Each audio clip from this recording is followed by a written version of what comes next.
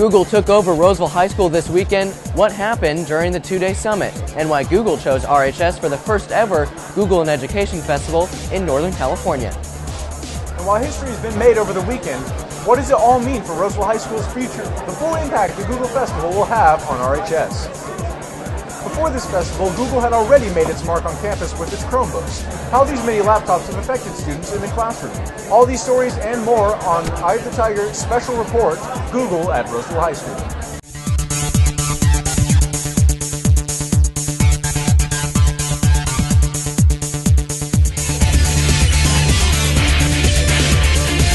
Good morning and welcome to Eye of the Tiger special report, Google at Roseville High School. I'm Jacob Darby. And I'm Daniel Wetter. We're coming to you from the Google in Education Roseville Festival being held here on campus. And we'll take a live look behind us at the cafeteria. Teachers and educators from around the area have gathered here to learn about how Google can be used in school. And Jacob Darby has more on this summit. Thank you, Daniel. It's the first festival of its kind in Northern California. Google has virtually taken over Roseville High School to show how technology can be used in the classroom. So what exactly does that mean? Here's a recap of the weekend. It may have been stormy outside, but that didn't stop crowds of educators from coming out to experience the Google in Education Roseville Festival.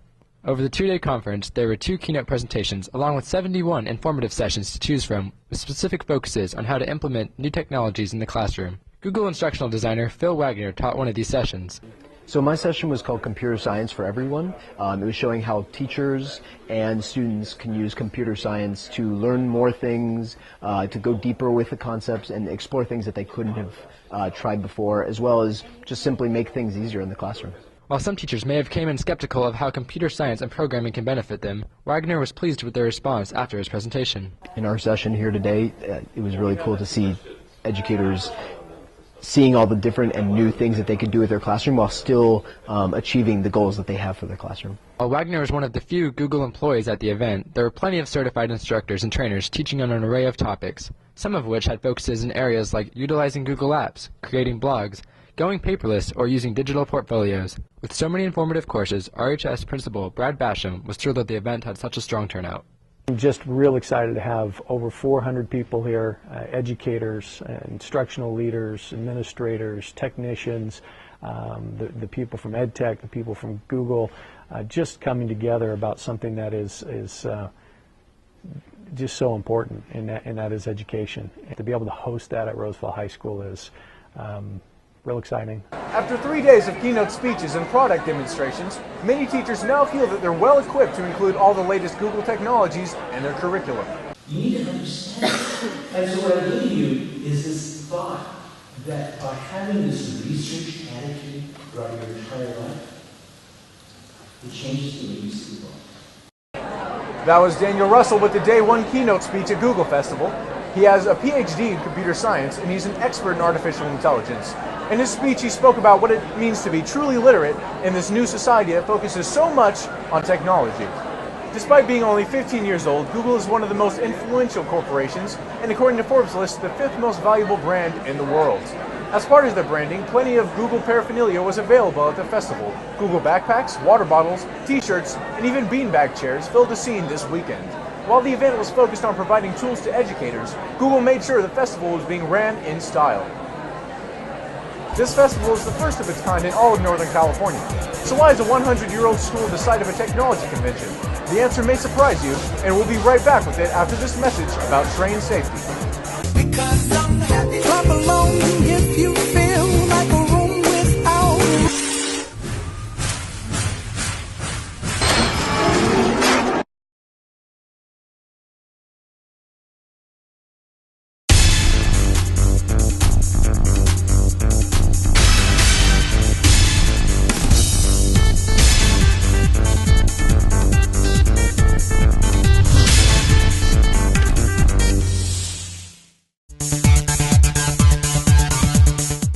The Powerhouse Company is now looking to bring their technology to the classroom, and at least one teacher on campus is trying to make that a reality for Roseville High School and the district.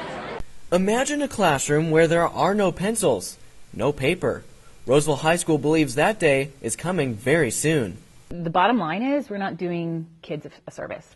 you guys were, you know, by staying old school and textbook, that is not the way our world's going. And that's where we need to now do that for kids. And kids need to be taught, you know, they need that. They're born with it. They are just infiltrated with technology their whole life. So we're not doing you a service, you know, if we're then holding you back. The Google Festival is just the first step in a transition to a more tech-centered teaching philosophy. I think this can be transformational in the classroom. I think the students are going to adapt very quickly, and they're going to figure things out rather quickly. It's going to be our teachers who have to, and administrators like myself, learn how to use these devices. Teacher and RHS Technology Coordinator Marie Chris saw the opportunity to host the Google Festival as a way to thrust Roseville High School into the 21st century.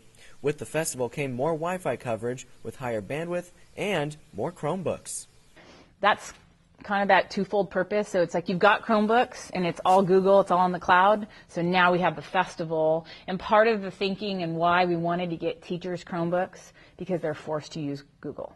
While the festival helped accelerate Chromebook purchases for the district, RHS still only has 800 out of a campus of more than 2,000 students, a ratio Chris wants to change. I would love every student to have their own mobile device that they take home every day, all year, and they bring it to every class, you know, and I would love every teacher, you know, utilizing it in some shape or form. And while a classroom with no pencils or paper seems like a crazy idea, this weekend's festival might just make that idea seem a little less crazy. We've got a school that's 100 years old, and we're able to get the Wi-Fi up and be able to get the Chromebooks in the hands of our kids and our teachers. And I figure if we could do it here at Roseville High School, then you can do it at any school. Of course, it will be some time before the true impact this festival will have on Roseville and the district is known.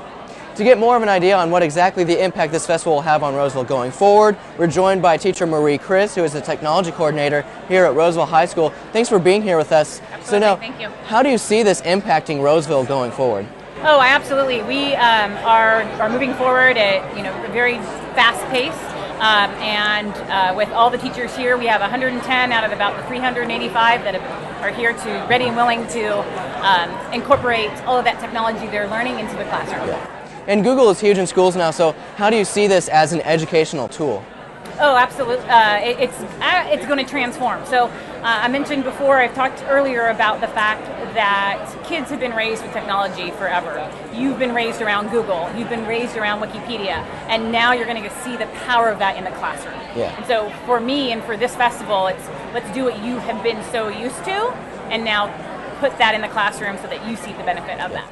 And Roseville is more than a century old. I mean, we just had our 100th anniversary, a few years ago. So, is technology really taking over this campus? Do you see it? Do you see Roseville embracing this change? Absolutely. We were the first site to embrace Chromebooks and Google, and that's exactly what I'm going to say in the closing session tomorrow. Is we made it happen at a 100-year-old campus. We got our Wi-Fi infrastructure up. We have 200. Had 200 Chromebooks. We now have 800 total, and they are just infiltrating every part of Roseville High School.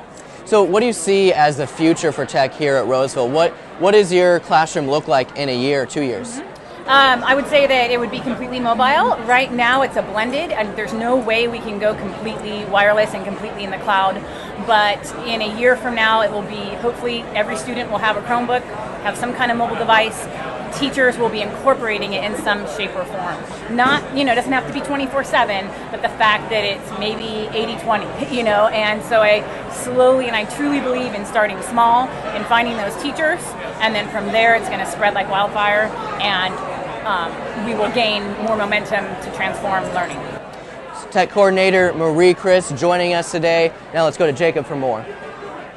But the question still remains, why did Google choose RHS? Interestingly enough, the age of the campus was a primary factor for Google holding their festival here. If Google is able to turn a 100-year-old school into a center of cutting-edge technology, then they can do it for any school. Doing that at Roseville High School was quite the challenge, and the thing that we need to pay attention to is just how do you make that happen, and so then we can duplicate that in other places. 800 Google Chromebooks were distributed to classrooms around RHS last week. So what are the practical advantages of these new laptops? We take a look at how they've already been incorporated into the curriculum. Several teachers have been incorporating Chromebooks into their everyday classes. Pre-AP Geography teacher Bradley Hunkins has been utilizing both Chromebooks and iPads and has found interesting ways to do so. And the students are using them to create their own websites. We are just getting done studying Europe, and so we have a website called scoop.it, and where they go get information as relates to geography in our unit of study, and they put it on there, and then their classmates go and take notes in Cornell note format. While many students anticipate an instant change, for teacher Alex Uribe, Chromebooks are just beginning a slow transition into everyday use. Right now they're really more as just a replacement for the computer lab. At some point we'd like to get to the point where they are using them as a daily tool, that they come in and get the Chromebook and use it as an interactive part rather than a paper copy of things, everything being digital. As more Chromebooks roll out, more and more students are reacting positively towards the new technology. I like Chromebooks because I'm not big on writing too much, and it's kind of more fun and more useful to use the Chromebooks, and it gives us like a faster learning tool. I like Chromebooks because it gives me a better understanding of how I learn a question or try to help me solve a question, and yeah. I like Chromebooks because sometimes when you can't print things out, you can go on to Google Docs and you just type up whatever you need to type and you email it to your teachers, or you can access it at school. Right now, only a few classes are really utilizing the Chromebooks, but more carts are expected to roll out very soon. That's it for us today. Remember, you can always find the latest news, sports, and live video on EyeOfTheTigerNews.com. We want to thank you for joining us on this Eye of the Tiger special report. We'll be back in 1 week.